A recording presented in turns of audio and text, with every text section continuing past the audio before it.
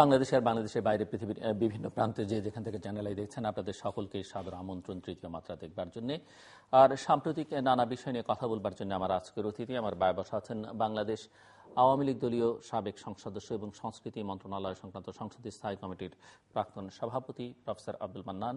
আমার ডানে রয়েছেন advocate doctor Mohammad Shahjahan, mister Shahjahan মহাসচিব বাংলাদেশ মানবাধিকার ব্যুরো এবং আহ্বায়ক federation of Bangladesh human rights organisations. স্বাগত আপনার দুজনকে স্টুডিওতে।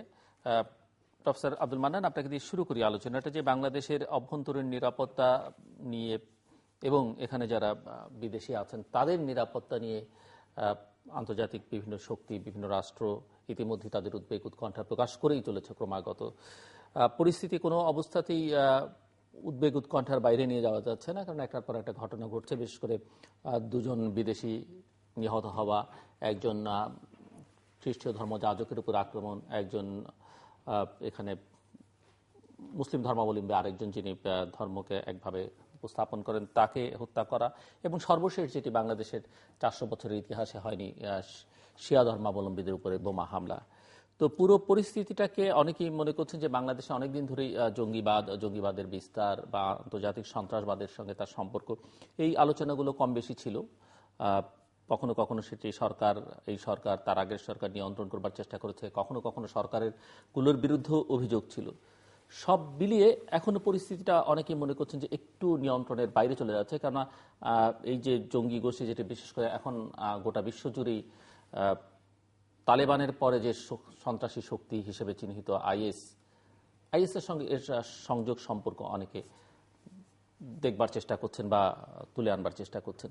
তো পুরো পরিস্থিতিটাকে আপনি কিভাবে দেখছেন, এবং আপনার দলের পক্ষ থেকে, সরকারের দিক থেকে এটিকে আবার অনেক সময় দেশের অভ্যন্তরীণ রাজনীতির কারণে বিরোধের অংশ হিসেবে দেখানোর একটা চেষ্টা আছে, এবং বিএনপি জামাতকে সরাসরি অভিযোগও করা হয়েছে সব মিলে। এবং কিছু কিছু সূত্রে যেটি দেখা যাচ্ছে যে সর্বশেষ বিএনপি রাজনীতির সঙ্গে যুক্ত যাদেরকে গ্রেফতার করা হয়েছে তারা আবার কতিপয় বড় ভাইয়ের নাম উল্লেখ করেছেন। এবং এরকম একটা ধারণা আছে, প্রশ্নটা আসলে আপনাদের দুজনের জন্যই, যে মানবতা বিরোধী অপরাধের বিচার চলছে, এর মধ্যে দুজন অত্যন্ত গুরুত্বপূর্ণ অভিযুক্ত, সালাউদ্দিন কাদের চৌধুরী যিনি বিএনপি জাতীয় স্থায়ী কমিটির সদস্য এবং আলী হাসান মোহাম্মদ মুজাহিদ জামায়াত ইসলামের মহাসচিব, তাদের মৃত্যুদণ্ডাদেশ আদালতের চূড়ান্ত বিচারের প্রক্রিয়া মোটামুটি সম্পন্ন। এখন শুধু রিভিউ পিটিশন তারা করেছেন, সেটির শুনানি হবে আগামী 2 তারিখে। তো কেউ কেউ আবার মনে করছে যে ওই বিচারিক কর্মকাণ্ডকে স্থগিত করবার জন্য বা বন্ধ করবার জন্য এটি একটি প্রয়াস হতে পারে। সো আপনি সব মিলিয়ে আপনাকে ধন্যবাদ। আমার নির্বাচন এলাকা মুজিবনগর মেহেরপুরের মানুষের পক্ষ থেকে আজকে এই মুহূর্তে যারা এই অনুষ্ঠান দেখছেন তাদের পক্ষ থেকে তাদেরকে আমি অভিনন্দন জানাচ্ছি। আমি দুজন বিদেশি হত্যার জন্য আপনার আগের প্রোগ্রামে তাদের প্রতি আমার সম্মান শ্রদ্ধা জানিয়েছি, এবং 400 বছরের ইতিহাসে শিয়া সুন্নি আমরা পাশাপাশি বাস করেছি। আমি কখনো শিয়া মসজিদেও নামাজ আদায় করেছি, তাতে আমার কোনো অসুবিধে হয়নি। সেই 400 বছরের যে ঐতিহ্য, সেই ঐতিহ্য ভেঙে গেল। তাদের প্রতি গভীর রাতে তাদের তাজিয়ার প্রস্তুতির সময়ে, মিছিলের প্রস্তুতির সময় তাদের উপরে আক্রমণ করা হলো। এই পরিপ্রেক্ষিতে আমি বলি যে সব কথাকে মেনে নিয়ে শেষের দিকে আপনি একটি কথা বলছিলেন যে দুজন প্রভাবশালী যুদ্ধ অপরাধী, মানবতা বিরুদ্ধে যারা অপরাধ করেছেন এবং যাদের প্রাণদণ্ড হয়েছে, সেই দুজন অপরাধীর জন্য সারা দেশকে জিম্মি করা, সারা দেশে অশান্তি করা, সরকারকে আনস্টেবল করা, সরকারের তাদের ভিতরে, যেমন আপনি খেয়াল করে দেখবেন যে মহান মুক্তিযুদ্ধের আগে আমরা কিন্তু দ্বিজাতি তত্ত্বের কথা আমাদের মনে থাকলেও আমরা কিন্তু একজাতি তত্ত্ব হিসাবে আমরা ভাষার জন্য প্রাণ দিয়েছি। আমরা সৌভাগ্যবান, তখন আমি নিচু ক্লাসের ছাত্র ছিলাম, ও সেখানে আমি অংশগ্রহণ করবার সৌভাগ্য আমার হয়নি। কিন্তু 71 সালে মহান মুক্তিযুদ্ধে যখন অংশগ্রহণ করলাম তখন আমি শিক্ষকতা পেশায় এসেছি, এবং আমি বুঝেই আমার বঞ্চনার কারণেই আমি কিন্তু মুক্তিযুদ্ধে অংশগ্রহণ করেছিলাম। সেই মুক্তিযুদ্ধকে যারা ওন করতে পারলেন না, সেই মুক্তিযুদ্ধকে যারা নিজের করে নিতে পারলেন না, যারা সেই মুক্তিযুদ্ধকে তার মার স্বাধীনতা বলে মেনে নিতে পারলেন না, যারা আরবি স্ক্রিপ্টে বাংলা ভাষাকে লেখা হবে অথবা উর্দু রাষ্ট্রভাষা হবে এই বিশ্বাসে যারা বিশ্বাসী থেকে এই দেশের মানুষকে সবসময়ের জন্য নানানভাবে বিভাজনের ভিতরে নিয়ে যাওয়ার চেষ্টা করেছেন, তারাই কিন্তু এই লোক যারা এই মানবতা বিরোধী অপরাধ করেছে, জেনোসাইড করেছে, এবং তাদের জন্যই উচ্চ আদালতে তাদের প্রাণদণ্ড হয়েছে। শুধু প্রাণদণ্ড হয়নি, আমি যদি একে একে আপনাকে এই বিষয়ে বলি তাহলে পরে আমি একসঙ্গে সবটা বলতে চাই না, কারণ আমার বন্ধু বলবেন। আমি আপনাকে ভেঙে ভেঙে বলাই ভালো, ভেঙে ভেঙে বলা ভালো, তাহলে ওনার সাথে আমার কিছুটাই হবে। কারণ একটি জিনিস জনাব জিল্লুর আপনি খেয়াল করবেন যে যখন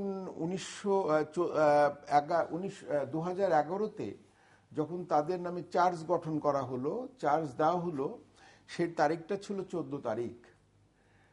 কিন্তু চার্জের আগেই যখন তাদের নামে মামলাটা হচ্ছে তখন তিনি এই মামলায় তাকে অ্যারেস্ট করা হয়নি, শোন অ্যারেস্ট করা হলো। সালাউদ্দিন কাদের চৌধুরীর কথা আমি বলছি। তখন তিনি বললেন যে উনি নিজে এই মামলা পরিচালনা করবেন। কিন্তু ওনার রেকর্ডে দেখা গেছে যে উনি ওনার মতো আইনজীবী বা ব্যবহারজীবী নন। আমি প্র্যাকটিস না করলেও, যেহেতু সুপ্রিম কোর্টের বারের আমি একজন এনলিস্টেড লয়ার, আমার বোধহয় সেই অধিকার আছে আমার করার। কিন্তু সাধারণত কোনো আসামি বা কোনো বাদী বা কোনো বিবাদী নিজের মামলা সাধারণত করতে চান না, কারণ সবসময়ের জন্য তার ভেতরে যে কোনো একটা জটিলতা তৈরি করবার মতো একটা মানসিকতা ছিল, সেটা তিনি করলেন। কিন্তু সেটা করেও, কারণ তার তো তিনি নিজে বলেছেন যে তিনি পড়েছেন সব জায়গায়, কিন্তু পড়ার পরে যে একটা অধিকার, একটা সনদের যে একটা কথা থাকে যে একটি ছেলে ম্যাট্রিক পাস করলে তার একটা সার্টিফিকেট হয়, 8-এ স্কুলে পড়লে তার একটা সার্টিফিকেট হয়, উপরের দিকে যত যাবেন তার সার্টিফিকেট হয়। আমরা এখানে তারা 3 জন যে বসে আছি, আমরা খুবই সৌভাগ্যবান যে আমাদের প্রত্যেকেরই অনেকগুলো সার্টিফিকেট আছে। সেই সার্টিফিকেটের মূল্য আমরা কতটা দিতে পারছি না, বা তার জন্য কতটা সুযোগ পাচ্ছি না, সেটা অন্য কথা, কিন্তু সার্টিফিকেট আমার আছে। আমরা দেখলাম সালাউদ্দিন কাদের চৌধুরীর ক্ষেত্রে কোনো সার্টিফিকেট নাই, এবং তিনি যখন ওই ফর্ম পূরণ করতে হয় এমপি হওয়ার সময়, তখন শিক্ষাগত যোগ্যতার কথা বলতে হয়। তো তিনি সব সময়ের জন্য আইনকে অমান্য করবার জন্য একটা চেষ্টা করেছেন। তিনি বললেন স্বশিক্ষিত, তিনি তার শিক্ষার কোনো যোগ্যতা, তিনি ইংরেজি বলেন, উর্দু বলেন, বাংলা বলেন, বক্তৃতা করেন, করেন। আবার দেখা যাচ্ছে তিনি ব্যারিস্টারি পড়ে বলেছেন বলে তার কথা আসছে। কিন্তু তিনি কিরকম একটা লোক একটা ফলস স্টেটমেন্ট করতে পারে যে। বাট আমি একটু ইন্টারাপ্ট করি, মানে আপনি এই যে বলছেন সালাউদ্দিন কাদের চৌধুরী সম্পর্কে, আপনি কি সাম্প্রতিক ঘটনাবলীর সঙ্গে ওনার এই সম্পৃক্ততা আনার জন্য আপনি মনে করছেন যে এই হত্যাকাণ্ডের আপনি একটি শব্দ ব্যবহার করেছেন, যারা ধরা পড়ল 4 জন, জি, তাদের সেই বড় ভাইয়ের সন্ধান করছে পুলিশ। সেই বড় ভাইয়ের সাথে সেই বড় ভাইয়ের বড় ভাইটাকে, সেটা জানার জন্য আমি এইগুলো বলার একটু চেষ্টা করছি। কারণ এখানে যারা বিএনপি আছেন বা জামাত আছেন বা অন্য রাজনৈতিক দল আছে, আমরা সরকারে আছি, সরকার চালাচ্ছি, ভালো মন্দ মিলিয়ে আমার একটা অবস্থানে আছি, কিন্তু আমাদের ভিতরে দেশের সুশাসন প্রতিষ্ঠা করার আগ্রহের কোনো কম নেই। আমরা চেষ্টা করছি, আমরা সমস্ত বিচারগুলোকে করার চেষ্টা করছি। আপনার বঙ্গবন্ধুর বিচার হয়েছে, যুদ্ধ অপরাধীদের বিচার, কত কথাই তো বলেছে যে মামলা শুরু হলো, মামলা শেষ হবে না, রায় হবে, রায় কার্যকরী হবে না, উনি উনি উনি আমাকে সাক্ষী দিবেন, এসব কথা কিন্তু আমরা শুনেছি। কিন্তু দেখা যাচ্ছে রায় হয়েছে, রায় কার্যকরী হয়েছে। আবার কিন্তু অনেক সময় এই রায়গুলোকে কেন্দ্র করে হরতাল হয়েছে, জ্বালাও পোড়াও হয়েছে, তাতে তো রায় কার্যকর করা বন্ধ হয়নি। সো আপনি কেন মনে করছেন যে এই পরিস্থিতি তারা তৈরি করছে এবং এতে থেকে তারা কি ধরনের সুফল পেতে পারে? বন্ধ হয়নি এই জন্য যে তারা গভর্নমেন্টকে, শেখ হাসিনা সরকারকে আনস্টেবল করতে পারেননি। তাদের এখনকার উদ্দেশ্য হচ্ছে এই গভর্নমেন্টকে আনস্টেবল করতে হবে। পৃথিবীর সমস্ত শক্তি, কারণ আমি যে জিনিসটা পরে বলতে চেয়েছিলাম সেটা আগেই আমাকে বলতে হচ্ছে আপনার পরিপ্রেক্ষিতে। আপনি দেখুন যে উনি ভালো করে বলবেন, আমি তো প্র্যাকটিস লয়ার না, যে রিভিউ পিটিশন করার পরে ফ্রেশ দরখাস্ত করে কোনো জায়গায় ছাপাই সাক্ষী বা সাক্ষীকে আনা যায়? এটা পৃথিবীর কোনো কোর্টের কোনো জায়গাকার কোনো মানে যীশু খ্রিস্টের জন্মের আগে যে গ্রিক যে ব্যবস্থাপনা ছিল, আইন ছিল, সেখানেও কিন্তু এরকম ব্যাপার নাই। সেখানে আইনটা তারপরে প্রয়োগ করা হয়েছে, যে বিচারটা করা হয়েছে সেই বিচারটা শুদ্ধ হয়েছে কিনা, সেখানে কোনো ত্রুটি আছে কিনা, মূলত সেটাই দেখবেন। সেখানে সুপ্রিম কোর্ট নতুন করে কল করবেন। এবং একটি বেদনার ব্যাপার হচ্ছে যে আমাদের ওনারা যারা আছেন, ওনারা তো জাতির বিবেকও, ওনারা পয়সার কারণে যদি এরকম করেন, আমার গায়েও পড়ে জিনিসটা, যে আমরা একেবারে মানে এথিক্সের বাইরে। এবং উকিলকে শুধু আইনজীবী বলে না জিল্লুর সাহেব, আপনি জানেন ব্যবহারজীবী বলে কিন্তু। এবং এই যে উকিলের গাউনের পেছনের দিকে যে একটা ঝোলা মতো আছে, আগে কিন্তু উকিলরা টাকা হাতে করে নিত না, ওইখানে টাকা দেওয়া হতো। এটাই ছিল গাউনের কনসেপ্ট, যে এত সম্মানীয় পোস্ট। তারা বলছেন যে ইনহেরেন্ট একটা বিবেচনা থেকে, তাহলে ইনহেরেন্ট বিবেচনা থাকলে তাহলে পরে আরগুলো যাদের ফাঁসি হয়ে গেল তাদের কি হবে? ইনহেরেন্ট বিবেচনা ওইভাবে হয় না। তারা তো সাফাই সাক্ষী এরকম হাজির করেন, এবং কার করছেন, হাজির করছেন কাদেরকে? এখানে যে ভিকারুন্নেসা নূন স্কুল আছে, তার গ্র্যান্ডসানকে তার সাক্ষী মানছেন। আর কাকে মানছেন? সুমরো, ওদের এক সময়কার প্রাইম মিনিস্টার, খণ্ডকালীন প্রাইম মিনিস্টারকে, জি, তারপরে মিস্টার ইসাহাক যিনি রেল মিনিস্টার ছিলেন। এইরকম 8 জন সাক্ষীর জন্য তারা এই বিচারে যখন তাদের তামাদি হয়ে গেছে, তারা 14 তারিখে তাদের দরখাস্ত করে দিয়েছে ইসের জন্য, আপনার রিভিউয়ের জন্য। তারপরে তাদের মনে হলো বিষয়টা কিন্তু সালাউদ্দিনের প্রাণ রক্ষা বা সালাউদ্দিনকে আপনার রক্ষা করা না, বিষয়টা হলো এটাকে দেরি করে দেওয়া। কোনোভাবে না কোনোভাবে দেরি করে তারা কাউন্ট করছে যে শেখ হাসিনাকে কি করে করা যায়। আমার আস্তে আস্তে একটি কথা আমার মনে হচ্ছিল যে নজরুলের একটি, কি পরে বলবো না, আপনি নজরুল শেষ করুন, আমি ওনার কাছ থেকে একটু ঘুরে আসি, আবার আপনার কাছে আসবো পরে। আমার যে কথা আপনার মনে হচ্ছিল সেটা আবার ভুলে যেতে পারে। মনে হচ্ছিল ফাঁসির মঞ্চে গেয়ে গেল যারা জীবনের জয়গান, 80 অলক্ষে দাঁড়ায়েছে তারা, আজি কিবা দেব বলিদান। কোথায় সেই আমার সোনার ছেলে মাস্টারদা সূর্য সেন, আমার ক্ষুদিরাম, একবার বিদায় দে মা ঘুরে আসি, 33 কোটি তোর সন্তান থাকলো, ফাঁসির আদেশ হলো, ওজন বেড়ে গেল, দেশের জন্য ত্যাগ করলো। আর এরা হচ্ছে কাপুরুষ, এরা দেশের বিরুদ্ধে যুদ্ধ করেছে, দেশের মানুষকে জেনোসাইড করেছে, হত্যা করেছে, সেই জন্য তারা পালাচ্ছে, তারা এই সমস্ত করছে। এবং একটি কথা বললে যদি কথাটা আনপার্লামেন্টারি হন, তাহলে পরে আপনাকে আমি রিকোয়েস্ট করব কথাটা আপনি উঠিয়ে দেবেন, চোরের সাক্ষী গাঁট কাটা। আমি এটা পার্লামেন্টারি শব্দ না, আমি জানি, তারপরে আমি বললাম। ঠিক আছে, আবার আসবো আপনার কাছে। ধন্যবাদ ডক্টর মোহাম্মদ শাহজাহান। আমি নিরাপত্তার কথা বলেছিলাম, এই নিরাপত্তার সঙ্গে সবচেয়ে বড় এই মুহূর্তে যেটি প্রশ্ন জড়িয়ে গেছে সেটি হচ্ছে বাংলাদেশের ভাবমূর্তি। এবং ভাবমূর্তির সঙ্গে যখন বাংলাদেশ, বিশেষ করে সরকার তো দাবিই করছে এবং কিছু কিছু আন্তর্জাতিক স্বীকৃতিও আছে যে অর্থনৈতিকভাবে একটা অগ্রযাত্রা বাংলাদেশের ইতিবাচক, সেই জায়গাটা সেটিও ক্ষতিগ্রস্ত হবার একটা প্রবল সম্ভাবনা রয়েছে। এখন কারণগুলো অনুসন্ধান করবার চেষ্টা করা হচ্ছে। কেউ এটি দেশের ভেতরে ষড়যন্ত্র মনে করছেন, কেউ এটিকে আন্তর্জাতিক ষড়যন্ত্র মনে করছেন, কেউ এটিকে মনে করছেন পশ্চিমাদের সঙ্গে ক্ষমতাসীনদের যেহেতু এক ধরনের সম্পর্কে টানাপোড়েন আছে, সেই কারণে হয়তো তাদের কোনো ক্রিয়াকলাপ কিনা। কেউ মনে করছেন এটি বিএনপি জামাত, যেহেতু এটি এক ধরনের রাজনৈতিক দুর্যোগ এখানে রয়েছে আন্তর্জাতিক গণমাধ্যমগুলোর ভাষায়, সেই দুর্যোগের কারণে যেহেতু এটি বা গ্রহণযোগ্য নির্বাচনের কথা বিএনপি জামাতের পক্ষ থেকে বা 20 দলীয় জোটের পক্ষ থেকে বলা হচ্ছে, সেরকম একটা পরিবেশ তৈরি করবার জন্য তারা হয়তো করছেন। এবং কেউ কেউ মনে করছেন, যেটি প্রফেসর মান্নান নিজে বেশ জোর দিয়ে বলবার চেষ্টা করছেন, যে মানবতা বিরোধী অপরাধের বিচার এবং বিশেষ করে এখন যে দুজন শীর্ষস্থানীয় ব্যক্তি যাদের মৃত্যুদণ্ড রায়ের সবগুলো ধাপ প্রায় শেষ, এখন শুধু রিভিউ পিটিশন, এবং আমরা অতীতে যতগুলো রিভিউ পিটিশন দেখেছি তার কোনোটারই ইতিবাচক কোনো ফল আসেনি। মানে যেদিন পিটিশন হয়েছে সেই দিনে হয়তো শুনানি হয়ে শেষ হয়ে গেছে, এরকমই হয়েছে অধিকাংশ ক্ষেত্রে। সো আপনি কি মনে করছেন কেন এই অবস্থা?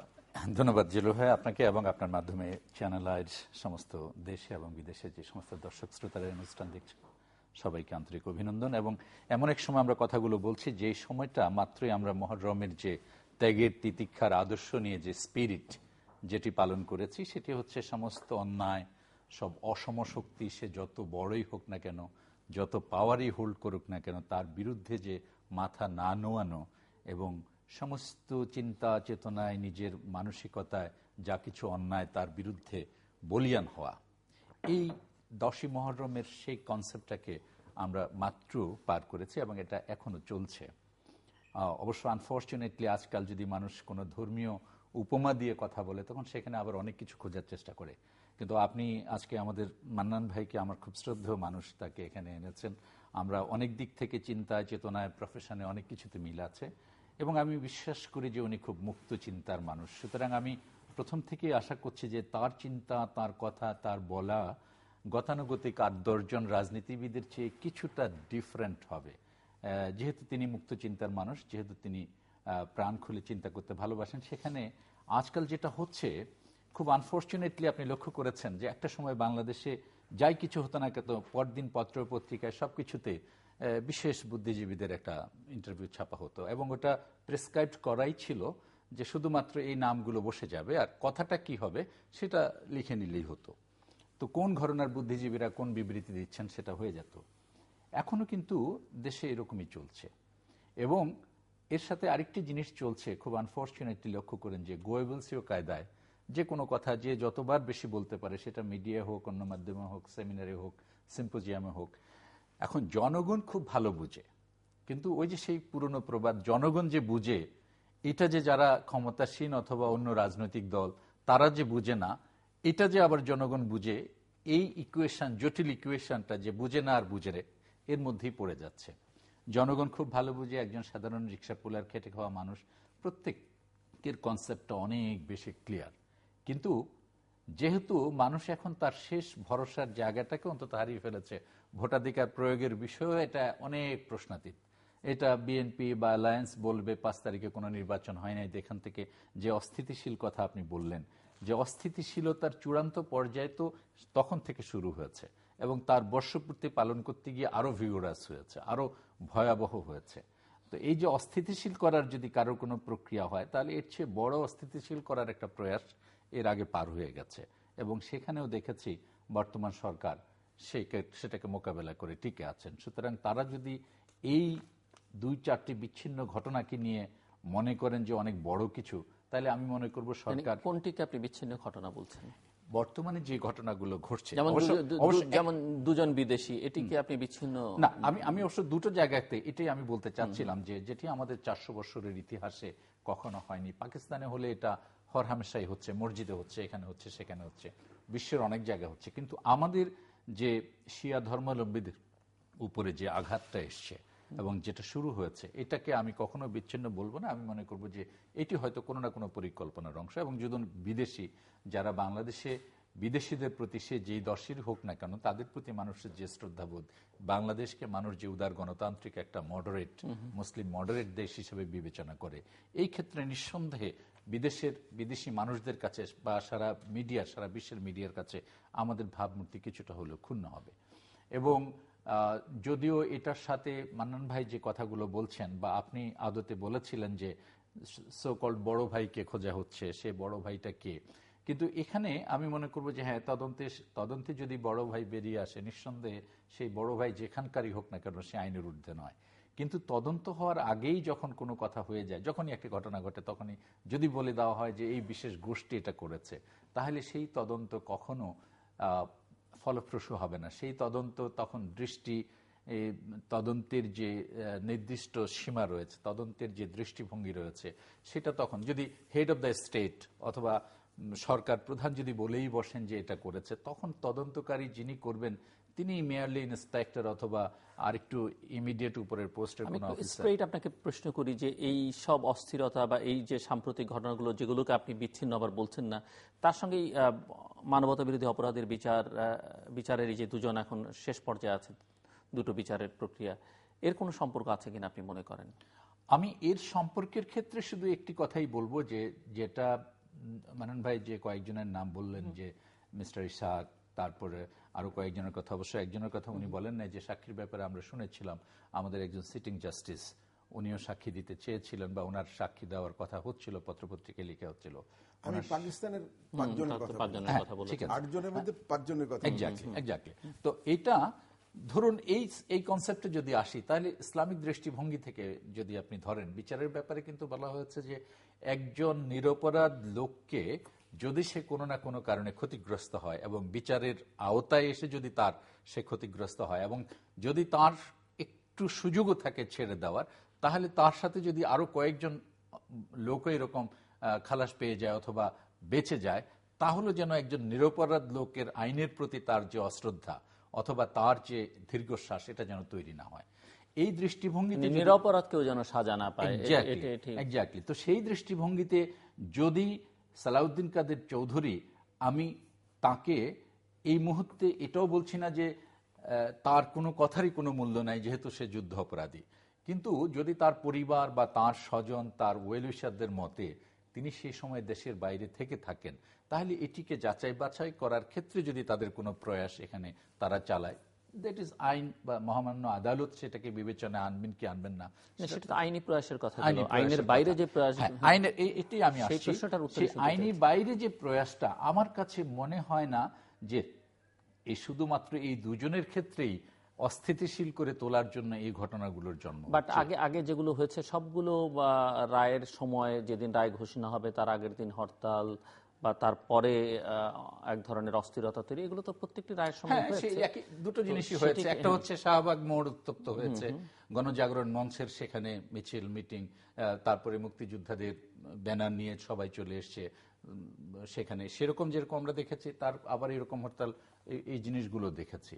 এটা যেন অনেকটা নীরবে নিভৃতে চলে যাচ্ছে, এক ধরনের আতঙ্ক, এক ধরনের এই যে অস্থিতিশীল পরিবেশটা হচ্ছে এখন, এইটার সাথে এই যুদ্ধ অপরাধের বিচারকে বাধাগ্রস্ত করার যদি প্রয়াস বলা হয়, তাহলে অনেকগুলো বিচার তো হয়েই গেছে, অনেকগুলো বিচার হয়েছে, সেই বিচার কার্যকর হয়েছে, সেগুলো যদি বাধাগ্রস্ত না হতে পারে তাহলে শেষ মুহূর্তে কিছু দিয়ে বাধাগ্রস্ত করা যাবে না, যেটি আমি বিশ্বাস করি যে বাধাগ্রস্ত করার মতো সরকারকে এই সমস্ত ঘটনা ঘটিয়ে যুদ্ধাপরাধের বিচারকে বাধাগ্রস্ত করার মতো আমার মনে হয় না এত বড় ধরনের কোনো বহিঃপ্রকাশ এরা ঘটাতে পেরেছে বা ঘটাতে চাচ্ছে, বা এই দুটো ঘটনাকে দিয়েই যদি এটাকে মনে করা হয় যে শুধু এই দুজন যুদ্ধাপরাধীর বিচারকে বাধাগ্রস্ত করার জন্য, আমি জানি না সেটি সঠিক হবে কিনা। কিন্তু আমি একই পাশাপাশি যেটা বললাম, যে কোনো কিছু হলেই আমাদের রাজনৈতিক বা সরকার দলীয় অথবা বিরোধী দল প্রত্যেকেরই একটা প্রেসক্রাইবড ফরম্যাট থাকে, সেখান থেকে বেরিয়ে আসতে হবে, সেই জায়গাটা থেকে বেরিয়ে আসতে হবে। প্রেসক্রাইবড ফরম্যাটের মতো করে বলে দেওয়া যাবে না যে এ করছে অথবা এ করছে। আমি জাতিকে স্মরণ করে দেওয়ার জন্য বিনীতভাবে বলতে চাচ্ছি যে যাদের বয়স 55 বছর থেকে উপরে, তাদেরকে যদি বাই আল্লাহর জিজ্ঞাসা করা হয় সাকা চৌধুরীর মুক্তিযুদ্ধের সময় এদেশে কি ভূমিকা ছিল, এই একটা যদি ভোট হয়, এটা তো আইন দেওয়ার হয় না, কোর্ট থেকে ভোট হয় না, তাহলে আমি যা বলছি তা সত্য বলবে। কারণ অনেকগুলো কথা আমাকে আপনাকে বলতে দিতে হবে অনুগ্রহ করে, যে আনিসুজ্জামান আমাদের এই দেশের একজন অতি খ্যাতিমান মানুষ, প্রথিতযশা মানুষ। আপনি তো মানেন তো বোধহয় প্রফেসর ডক্টর আনিসুজ্জামানকে? আনডাউটেডলি, এটা তো আমাদেরকে, উনি আমাদের শ্রদ্ধেয় ব্যক্তিত্ব, দুজন আনিসুজ্জামানই, একজন আনিসুজ্জামান যার কথা আপনি বলছেন, আরেকজন আবার আমাদের দার্শনিক আনিসুজ্জামান। আমি দুজনকেই মানি, কিন্তু আমি আনিসুজ্জামান, প্রফেসর আনিসুজ্জামান এমিরিটাস, যিনি দেশে এবং বিদেশে সম্মানিত হয়েছেন, সালাউদ্দিন কাদের চৌধুরী কোনো অবস্থাতে তার ছাত্র ছিলেন না বা তার সঙ্গে সম্পৃক্ত ছিলেন না। আনিসুজ্জামান সাহেবের পৈতৃক নিবাস পশ্চিমবাংলায়, তিনি সমস্ত সময় ঢাকাতে অবস্থান করেছেন, ঢাকা বিশ্ববিদ্যালয়ের ছাত্র, ঢাকাতেই তিনি পড়াশোনা করেছেন। খণ্ডকালীন সময় তিনি চট্টগ্রাম বিশ্ববিদ্যালয়ে অধ্যাপনা করতে গেছিলেন, শিক্ষকতা করতে গেছিলেন। আনিসুজ্জামান সাহেব এবং সেই সঙ্গে সেই টিমে আমরাও ছিলাম, যখন চট্টগ্রাম বিশ্ববিদ্যালয়ের এবং চট্টগ্রাম সিটির মাঝামাঝি হচ্ছে ক্যান্টনমেন্ট, ক্র্যাকডাউন হলো, তখন doctor AR Mallik, MR Siddiqui, এইসব কথাগুলো এখানে আসার কথা না, তারপর আমি বলছি, এমআর সিদ্দিকী একে খানের জামাই, তিনি আমাদের সরকারের রাষ্ট্রদূত ছিলেন, আমাদের সরকারের কমার্স মিনিস্টার ছিলেন, খুব নামজাদা লোক, এখনকার মতো লোক না, তারা কিন্তু খুব ওজনদারি লোক। এরা সব আগরতলার দিকে চলে যাওয়ার সময় নতুন বাবু হচ্ছে কুণ্ডেশ্বরীর মালিক, সেই কুণ্ডেশ্বরীর বাড়িতে সব আশ্রয় গ্রহণ করা হয়েছিল এবং কুণ্ডেশ্বরীকে অনুরোধ করা হয়েছিল যে আপনিও এই পাক আর্মি এদিকে এসে যাচ্ছে, আপনিও চলুন। উনি দেশপ্রেমিক ছিলেন, উনি ব্রিটিশ বিরোধী আন্দোলনের অন্যতম একজন বিশ্বাসী মানুষ ছিলেন, বিশাল তার দেহ, খালি গায়ে থাকতেন, একটা দেবতুল্য মানুষ। তিনি বললেন যে আমার মা এবং মাটি এক, আমি মাকে ছেড়ে যাব না। তিনি চলে যাওয়ার পরের দিনই আমরা ওই পারে তখনও পৌঁছয়নি, আমরা শুনতে পারলাম যে সাকা এসে নিজে হাতে গুলি করে গেল। সেই সাক্ষীটাই প্রফেসর আনিসুজ্জামান যখন দিতে গেলেন আপনার ট্রাইব্যুনালে, যুদ্ধ অপরাধী সিআইটি, তো সিআইটি 1-এ যখন দিতে গেলেন, তখন আপনাদের যদি খবরের কাগজের সেই দিনের কথা কারুর মনে থাকে, তো সাকা চৌধুরী ওই তার ডকে বসে আনিসুজ্জামান সাহেবের মতো লোককে, আনিসুজ্জামান সাহেব বলেছেন যে আমি দেখিনি, কিন্তু সেই সময় আমি শুনেছি যে এতটার সময় এতগুলা লোক আমাকে রিপোর্ট করলো যে সাকা তাকে গুলি করে মারল। এইটুকু তিনি বলেছেন। সত্য তো বলতেই হবে, এবং সত্য যদি বলতে না পারে জাতিকে আপনি যতই বলুন, ধনে ধান্যে পুষ্প ভরা যতই করুন, সত্য সে কঠিন কঠিনেরে ভালোবাসিলাম, সে কখনো করে না বঞ্চনা, রবীন্দ্রনাথ। ফলে সেই সত্য কথাটা তিনি বলেছিলেন, তার জন্য তাকে নাজেহাল হতে হলো, তাকে অকথ্য ভাষায় গালাগালি করলেন উনি, এবং জজ সাহেবদেরকে বলতে, এই জজ, এইভাবে উনি কথা বলতেন। এইগুলো আপনারা রেকর্ড দেখেননি, উনি দেখলেও হয়তো বলবেন কিনা আমি জানি না।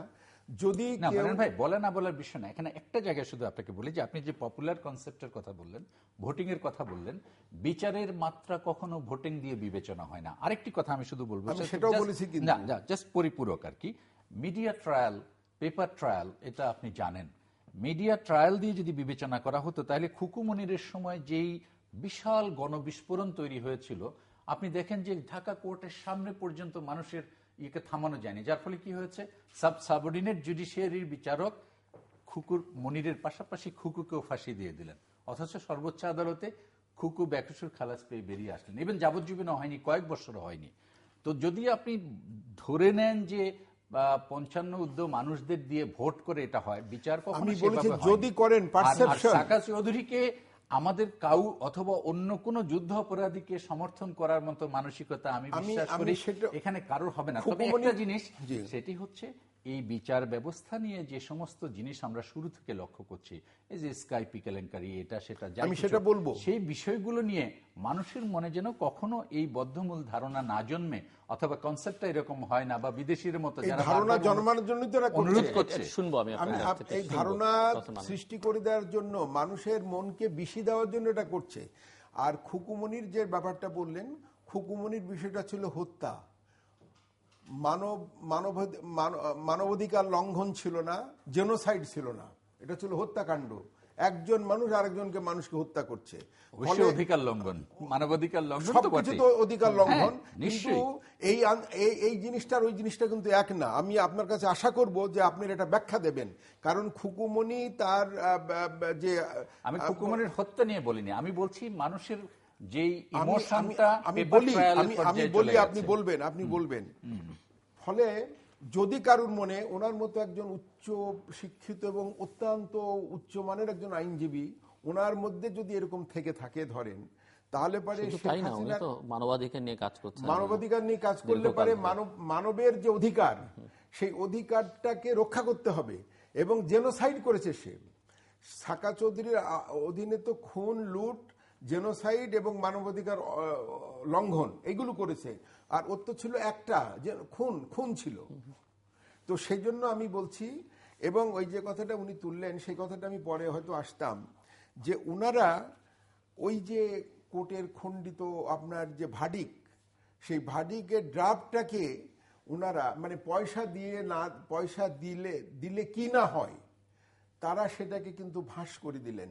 এবং আপনি দেখবেন যে আমি যদি আপনারা চান, আপনার সময় থাকে যদি, তাহলে কোন তারিখে কি হয়েছে আমি ডেট ওয়ারি কতবার তিনি কোর্ট অ্যাডজর্ন করিয়েছেন।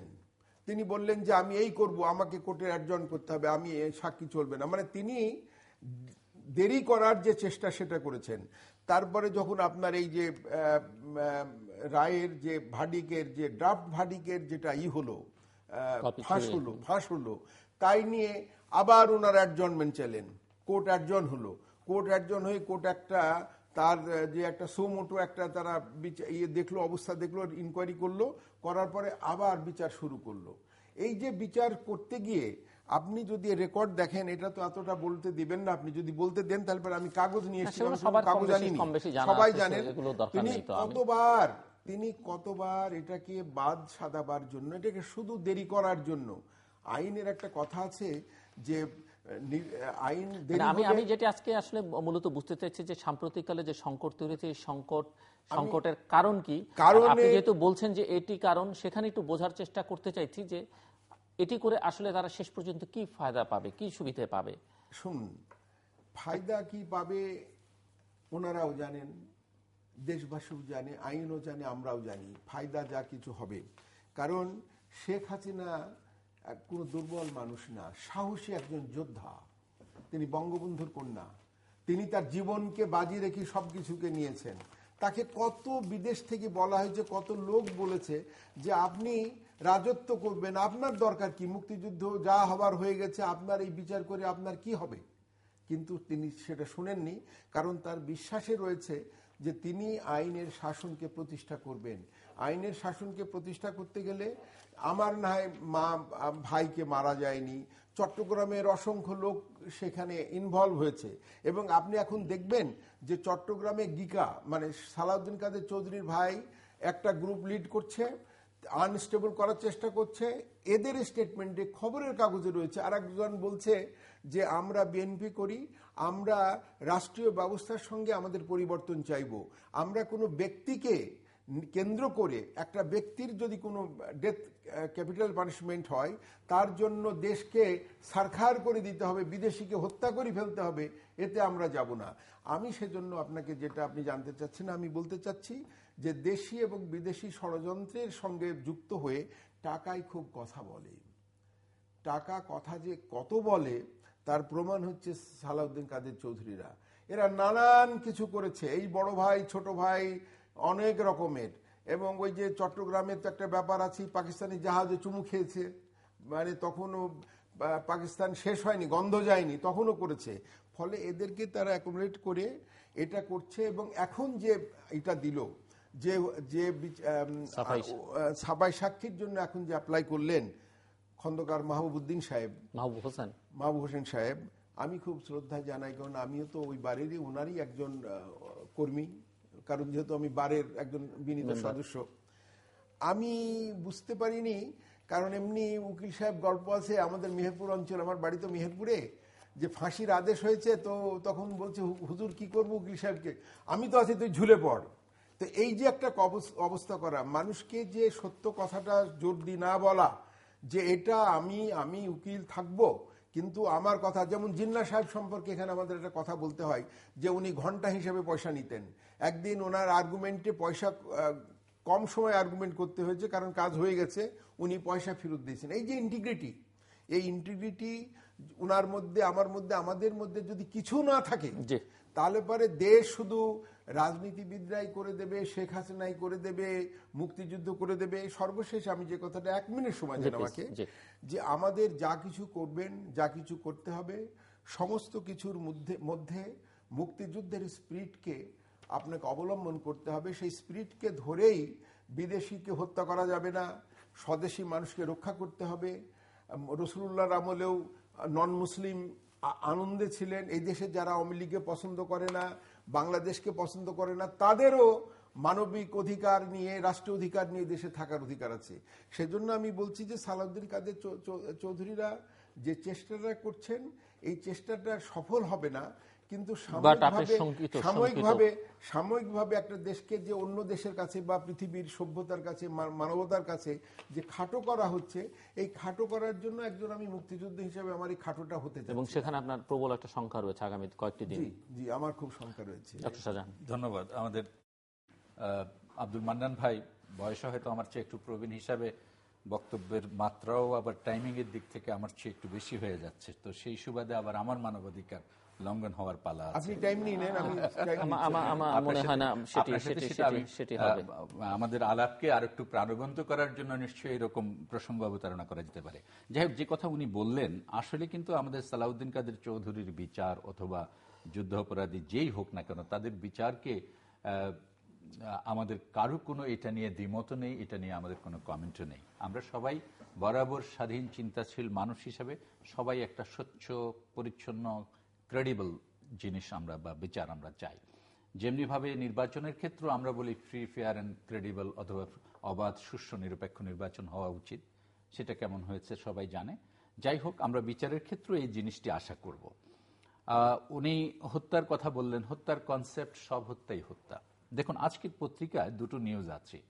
একটি হচ্ছে যে আপনার সোহান হোসনি দালানের এই বোমা হামলার ঘটনায় সোহান তার অনিশ্চিত গন্তব্যের দিকে তাকিয়ে আছে যে সে পরীক্ষা দিতে পারবে কিনা, অন্য কিছু আছে কিনা। আরেকটি খুব ভালো নিউজ হচ্ছে শাহাদাত, যিনি গাইবান্ধা সুন্দরগঞ্জে আমার ভাইদের দলীয় এক সংসদ সদস্যের ছোড়া গুলিতে পঙ্গু হতে হতে অনেকটা বেঁচে গেছে এবং সে আজকে হাসি মুখে তার বাড়িতে ফিরেছে।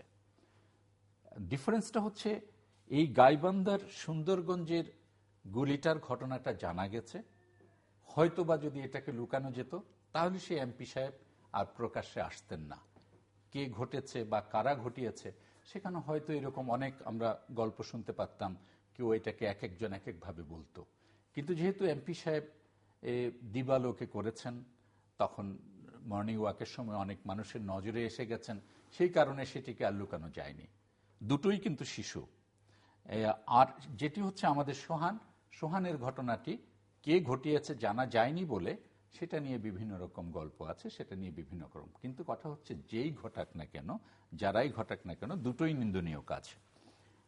একজন প্রবল জনস্রোতে, জনমতে এবং মিডিয়ার বিভিন্ন চাপে হোক, তিনি এখন ভিতরে আছেন এবং মাননীয় প্রধানমন্ত্রীকে আমরা সাধুবাদ জানাচ্ছি যে তিনি নিজেই আদেশ দিয়েছেন তাকে গ্রেফতার করার জন্য। যদিও মাননীয় প্রধানমন্ত্রীর আদেশের জন্য এই সমস্ত বিষয় অপেক্ষা করার প্রয়োজন পড়ে না, আইন তার নিজস্ব গতিতেই চলা উচিত। আর এই যে সোহানের ঘটনাটি, এই সোহান যে অনিশ্চয়তার মধ্যে রয়েছে, সোহানের ঘটনা ঘটতে না ঘটতেই আমাদের শুধু একটি জায়গায় কথা, যে যেই করুক না কেন তার বিচার অত্যন্ত কঠোর প্রক্রিয়া হোক। কিন্তু আগে যদি আমরা বলে দেই যে এ করেছে, তাহলে কিন্তু প্রকৃত অপরাধীকে চিহ্নিত করা অনেক সময় দুষ্কর হয়ে যায়। সেই ক্ষেত্রে যদি মাইন্ডসেটটা থাকে, তদন্তকারী সংস্থা মনে করে যে আমাকে তো আগেই বলে দেওয়া হয়েছে এরা করেছে, এখন আমি এর বাইরে যদি কাউকে গিয়ে পাই তাহলে তো এটা কর্তৃপক্ষের কাছে সহজতর হবে না বা কর্তৃপক্ষের কাছে পছন্দ হবে না। এই পছন্দের জায়গায় যেন তদন্তকে কখনো গণ্ডিবদ্ধি, ব্র্যাকেটবন্দি না করা হয়, এটি হচ্ছে আমাদের কথা। আর ভাই যেটি বললেন যে সালাউদ্দিন কাদের চৌধুরী অথবা যুদ্ধ অপরাধী যেই থাকুক না কেন, যেখানেই হোক না কেন, তাদের প্রত্যেকটি ঘটনা নিন্দনীয়। কিন্তু যুদ্ধ অপরাধীর ডেফিনেশনটা একজন মানুষকে, আপনি তো নিজেও আমাদের আইন প্রফেশনের, আপনি জানেন যে আমরা একজনকে কখনো অপরাধী বা তাকে মার্ডারার অথবা কিলার কখনো বলি না যতক্ষণ পর্যন্ত সেটা চূড়ান্তভাবে হয়। কিন্তু এখানে তো আমাদের বিচারের আগ থেকে আমরা সেরকম বলি, স্লোগান দেই, উনিও বলছেন গণভোট হলো এরকম হবে। কিন্তু বিচারিক প্রক্রিয়াটাকে স্বচ্ছ রাখার স্বার্থে যতক্ষণ পর্যন্ত তার চূড়ান্ত বিচার না হয়, আমি সেটাই বলছি যে এখানে যেহেতু হয়ে গেছে, এখানে এই প্রসঙ্গের কথা বলছি না, আমি বলছি যে যেই কারোর বিচারের আগে এই প্রসঙ্গটা একটু বলুন, যেহেতু আমি এই প্রসঙ্গ বেশি বলেছি, আপনি একটু দয়া করে এই প্রসঙ্গটা বলুন। প্রসঙ্গটা এই যে বিচারের রায় হয়ে গেছে, সুপ্রিম কোর্ট হয়ে গেছে, এখন সাফাই সাক্ষী নিয়ে আসবার ব্যাপারে এই স্টেজে রিভিউ পিটিশনে ল অফ ন্যাচারাল জাস্টিস বলে একটা কথা আছে। ন্যাচারাল জাস্টিসের কাছে ন্যাচারাল জাস্টিস এবং ইনহেরেন্ট যদি কোনো কনসেপ্ট এখানে এনে যায়, যদি সুপ্রিম কোর্ট বা অ্যাপিলেট ডিভিশন মনে করেন যে হ্যাঁ সেখানে অতীতে কখনো হয়েছে না, আমি অতীতে হয়নি বলে এখন হতে পারবে না এমন কোনো কথা নয়। সালাউদ্দিন কাদের চৌধুরীর কথা বলছি না, XYZ যে কোনো পৃথিবীর পিবি কাউন্সিলের কথা আপনি জানেন, পিবি কাউন্সিলের অনেক চমৎকার চমৎকার নজির আছে, যেটা কখনো গতানুগতিক সিস্টেমে ছিল না, তারা করেছে সেটা। সারা ওয়ার্ল্ডের আপনি বিভিন্ন জুডিশিয়াল কনসেপ্টের কথা বলেছেন, আমি যদি এগুলো বলতে যাই তাহলে আপনার সময়ে আপনি হয়তো প্রাসঙ্গিক অন্য আলোচনায় যেতে পারবেন না। সেটা ভাইও জানে, আমিও খুব ভালো করে জানি যে সেটি হচ্ছে এগুলো করা যায়। উনি একজনের কথা বলেছেন যে তাদের সেই ক্রেডিবিলিটির কথা বলতে গিয়ে, আমাদের এই বিচারাঙ্গনেরই একজন চিফ জাস্টিসের কথা জানেন যে তার ছেলে মারা গেছেন, তিনি বাড়িতে গোসল দিয়ে এসে কোর্ট করেছেন, কোর্ট করে দুপুরে কোর্ট শেষ করে অ্যাপিলেট ডিভিশনে তার কার্যক্রম শেষ করে তারপর তিনি সেখান থেকে গিয়ে আবার ছেলে দিয়ে করেছেন। আজকে কি আপনি এটা পাবেন? এটা কিন্তু এই দেশের বিচারকরা নজির স্থাপন করে গেছেন, এবং আরো অনেক অনেক নজির এরকম আছে। আমাদের এখন তো অনেক মামলা জাজমেন্ট নিয়ে অনেক কথা আছে যে বছরের পর বছর জাজমেন্ট হয় না, কিন্তু আগে তো এরকম ছিল যে জাজমেন্টটা হলে সেটা লেখার আগে তিনি তার সম্মানী বেতন ভাতা রিটায়ারমেন্টে গেলে এগুলো কোনোটাই দাবি করতেন না। এখন এগুলো নিয়েও অনেক কথা এখন আসে বিচারাঙ্গনের, আমরা সেগুলো বলতে চাই না, কারণ বিচারাঙ্গনের কোনো বিষয় নিয়ে সেটাকে আমরা কোনো প্রসঙ্গ হয়তো আমাদের আদালত অবমাননার পর্যায়ে যায়, যেরকম আলোচনা আমরা করব না। তবে ইনহেরেন্ট পাওয়ারের কথা যদি বলা হয়, ন্যাচারাল জাস্টিসের কথা যদি বলা হয়, সুপ্রিম কোর্টের হাইকোর্ট ডিভিশন বা অ্যাপিলেট ডিভিশনের এমন অনেক কিছু আছে যেটা আইনে নেই কিন্তু তারা করছে, সেই প্রেসিডেন্সকে ফলো করে আমরা পরবর্তী মামলায় সেটা সাইট করি যে এরকম হয়েছে। সেটা উনি খুব ভালো করে জানেন, যদিও প্র্যাকটিস করেননি, কিন্তু ভাই তো খুব ভালো করেই জানেন যে আমাদের ডিএলআর আছে, আমাদের অন্য অনেক কিছু আছে যেখানে আমরা এটা বলি, এটা পার্লামেন্টে এই আইনটি পাশ হয়েছে কি হয়নি এটা বলি না, আমরা বলি অত ডিএলআর এর এত নম্বর মামলায় এই অ্যাপিলেট ডিভিশন পর্যন্ত এই রায়টা রয়েছে, এইটা রয়েছে, এটা রয়েছে, আমরা সেটাকে সাইড করে যে এখান থেকে এক্সাম্পলটা করি। আমরা পিবি কাউন্সিলের অনেক কিছু তুলি, আমরা বিশ্বের অনেক দেশের অনেক কিছু তুলে আনি। তো ন্যাচারাল জাস্টিসের ক্ষেত্রে অথবা ইনহারেন্ট পাওয়ারের ক্ষেত্রে যদি খন্দকার মাহবুব হোসেন সাহেব কিছু তুলে আনেন, সেটা আদালত বিবেচনায় নিবেন যে নেওয়া যায় কি যায় না। কিন্তু আমরা আদালতের বিষয়টাকে আদালতের বাইরে এনে এটা অন্যায় হচ্ছে কি হচ্ছে না, আদালত আরেকটা পেশা বা চেষ্টাও আছে যে মৃত্যুদণ্ড, বিশেষ করে ইউরোপীয় ইউনিয়ন সহ অনেকে বলছেন যে মৃত্যুদণ্ডাদেশ থেকে ওনাদেরকে অব্যাহতি দেওয়া হোক, এবং তারা সবার ক্ষেত্রে কিন্তু এই কথা বলে, যে দেশগুলো মৃত্যুদণ্ডকে সমর্থন করে না, এইসব কেসগুলোতে একটু বেশি প্রবলভাবে তারা একটু সক্রিয়, বেশি সরব বেশি মনে হয় না? আপনি যদি ধরে নেন যে অ্যামনেস্টি ইন্টারন্যাশনাল সারা বিশ্বের অন্য যত দিকে যত বেশি দৃষ্টি আকর্ষণ করেছে, তার চেয়ে এককভাবে বেশি করেছে নেলসন ম্যান্ডেলার ক্ষেত্রে। নেলসন ম্যান্ডেলাকে অ্যামনেস্টি ইন্টারন্যাশনাল এত বেশি লাইমলাইটে নিয়ে এসছে, এত বেশি আজকের নেলসন ম্যান্ডেলা সারা বিশ্বের মানুষের কাছে আগামী যুগ যুগ ধরে জীবিত থাকার একটা মাত্র কারণ হচ্ছে অ্যামনেস্টি ইন্টারন্যাশনাল তাকে লাইমলাইটে নিয়ে আসা। এখন যদি কেউ প্রশ্ন করে এক নেলসন ম্যান্ডেলাকে কেন এটা না আনা হলো, তাহলে কিন্তু প্রশ্ন আসবে একজন নেলসন ম্যান্ডেলা অনেক কিছুর প্রতীক। সুতরাং ইউরোপীয় ইউনিয়ন অনেকের কাছে যে এরা অনেক কিছুর প্রতীক, আমি সে অর্থে বুঝাতে চাচ্ছি না। আমার কথা হচ্ছে যে তারা হয়তো ক্ষেত্র বিশেষে হয়তো পলিটিক্যাল হেভি ওয়েট বিবেচনায় অথবা অন্য কোনো বিবেচনায় তারা হয়তো এই দাবিগুলো জানাচ্ছে। দেখা যায় যে আপনি ধরেন যেদিন খুকুমনিরের কথা যদি, যেটা আমরা আগে তুললাম যে হলো, সেদিন পত্রিকায় লিড নিউজ সবচেয়ে বড় প্রথম পাতায় এটা আসলো, কারণ সে একজন সাংবাদিকের সন্তান, তাকে হত্যা করা হয়েছে। আর সেদিনেরই পত্রিকাগুলোর ভিতরের পাতায় ছোট্ট করে কোনো এক অজপাড়া গায়ে একটা খুন হয়েছে। এখন আপনি যদি বলেন যে দুটোই তো খুন, একটা কেন প্রথম পাতায় লিড নিউজ হয়ে 5 কলাম জুড়ে তারপরে পত্রিকার এত বিশাল জায়গা দখল করলো, আর আরেকটি খুনের ঘটনায় কেন 4-5 লাইনের ভিতরের পাতায় হলো খুন হয়েছে? সেও কিন্তু এই বাংলাদেশের অজপাড়া গায়ে কোনো এক গরিব মানুষের সন্তান। দুটো কিন্তু একইভাবে মূল্যায়িত হয়নি, একটা পাতার প্রথমে এসছে, আরেকটা শেষে এসছে। সুতরাং আপনি যদি ধরেন আজকে ইউরোপিয়ান ইউনিয়ন সহ ইউরোপিয়ান দেশগুলো একদিকে হচ্ছে অনেকেই মৃত্যুদণ্ডকে সমর্থন করে না, তাদের দেশের কনসেপ্টে তারা হয়তো সেটা করে না, কিন্তু আমাদের দেশ থেকে আমাদের যে সমস্ত কনসেপ্ট বা মৃত্যুদণ্ডের যে বিধানগুলো, এটা যদি উঠে যায়, এমনি মানুষ ভয় পাচ্ছে না, তাহলে আবার অবস্থাটা কোথায় যাবে? মানবাধিকার কর্মী হিসাবে আমি নিঃসন্দেহে বলবো যে ক্যাপিটাল পানিশমেন্ট আমাদের এখানে প্রয়োজন রয়েছে, যদি সেটা প্রপারলি এক্সিকিউট হয়। কারণ ক্যাপিটাল পানিশমেন্ট যদি না হয় তাহলে হবে কি, মানুষ মনে করবে যে ক্ষমতার পট পরিবর্তন হওয়ার পর আমার যাবজ্জীবন হলো, আমি চলে আসবো। ওই দেশে কিন্তু এটা নেই, যত ক্ষমতার পট পরিবর্তন হোক না কেন। আপনি লক্ষ্মীপুরে দেখেন মানুষের যে বেদনা বিধুর যে পরিবেশে যে ভয়াবহ কিলিংস গুলো হয়েছে, সেটার ফাঁসি হলো, মানুষ আশায় বুক বেঁধে থাকলো, তারপরে একসময় মাফ করে দেওয়া হলো। এই মানবতা বিরোধী অপরাধের বিচারের ক্ষেত্রে তো এরকম একটা ধারণা, অন্তত একটা ধারণা অনেকে দেবার চেষ্টা করছেন, বা কারো কারোর মধ্যে আছে যে ক্ষমতার পালাবদলের সঙ্গে সঙ্গে হয়তো এই বিচারিক প্রক্রিয়াটা বন্ধ হয়ে যাবে বা স্থগিত হয়ে যাবে, বা ফলাফলটা অন্যদিকে চলে যাবে। হ্যাঁ, এখন কথা হচ্ছে আওয়ামী লীগও এর আগের বার যখন ক্ষমতায় এসছেন ওনারাও কিন্তু এটা শুরু করেননি, ওনারা এইবার এসে এটা শুরু করলেন। তো ওনাদের জন্য যথেষ্ট সময় ছিল, যদি ওনাদের এটা চিন্তা চেতনায় আগে থেকেই থাকতো তাহলে আগের বার এসে অনেকগুলো কাজকে এগিয়ে নিয়ে যেতে পারতেন। বাট নেভারদ্যালেস ওনারা দেরিতে হলো শুরু করেছেন। আমি বিশ্বাস করি ভাই যেটা বলছেন যে 55 বয়সের ঊর্ধ্বে, বরং তার চেয়ে 55-র নিচে এই জেনারেশনের কাছে এই কনসেপ্টটি অনেক বেশি প্রিয়। এই জেনারেশন যুদ্ধ অপরাধের বিচার চায়, এই জেনারেশন আমাদের মুক্তিযুদ্ধ নিয়ে অনেক বেশি চিন্তা করে। আমাদের জীবনের সবচেয়ে গৌরবোজ্জ্বল অধ্যায় যেটি হচ্ছে মুক্তিযোদ্ধা। আমাদের অহংকারের সবচেয়ে বড় জায়গা হচ্ছে 71, আমাদের অহংকারের সবচেয়ে বড় জায়গা হচ্ছে আমাদের স্বাধীনতা যুদ্ধ। এই জায়গাটার মধ্যে জেনারেশন দিয়ে নয়, ওল্ডারলি পিপল আর ইয়াঙ্গার পিপল দিয়ে নয়, সবার সেন্টিমেন্ট কিন্তু একই জায়গায় আছে। 55 বছর বলেছি মুক্তিযুদ্ধকে ওন করার জন্য না, না আমি সেটা বলছি। আমি বলছি 55 বছর বক্তব্যকে তারাই জানে যে সাকা চৌধুরী এই দেশে জেনোসাইডের নায়ক ছিল, অন্যতম নায়ক ছিল। এটা 55 বছরের ঊর্ধ্বে যাদের বয়স তারা এটা জানে। এবং সাকা চৌধুরীরা সবকিছু জানার পরেও এটা একটা প্রতিহিংসামূলক কাজ করার চেষ্টা করছে তারা। উনি সুন্দর করে নানান কথা বললেন, আমি ওসব কথায় যাব না। কারণ শেখ হাসিনা তার ফাঁসি দেবেন এবং শেখ হাসিনা আনন্দে থাকবেন এটা তারা চাচ্ছে না, দেশকে তারা রাখতে চায় না। কারণ তাদের যে একটা মানুষের ফাঁসি তো অনেকেরই হয়েছে, হবে। তো ফাঁসিতে আপনার একটা মানুষের, একটা পরিবারের একটা আদব থাকে। কিছু একটা লোক ফাঁসি হয়ে যাচ্ছে কিন্তু তার মধ্যে একটা আদব থাকে। এদের ভেতরে সেই রকম কিছু নাই। এর যে আপনার এর প্রতি যে সহানুভূতি, আইন তাকে একই রকম দেখবে।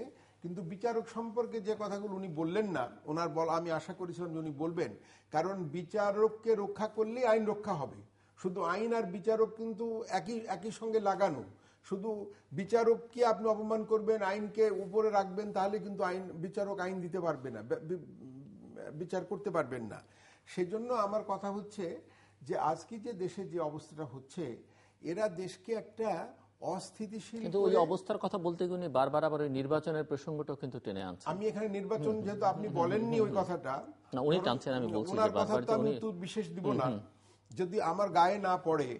আর আপনি যেটা বলবেন, আপনি যদি নির্বাচনে যেতে চান, নির্বাচনের কথা বলার জন্য আমি তৈরি আছি, আমার সব ব্যাপারই আমি বলতে চাই।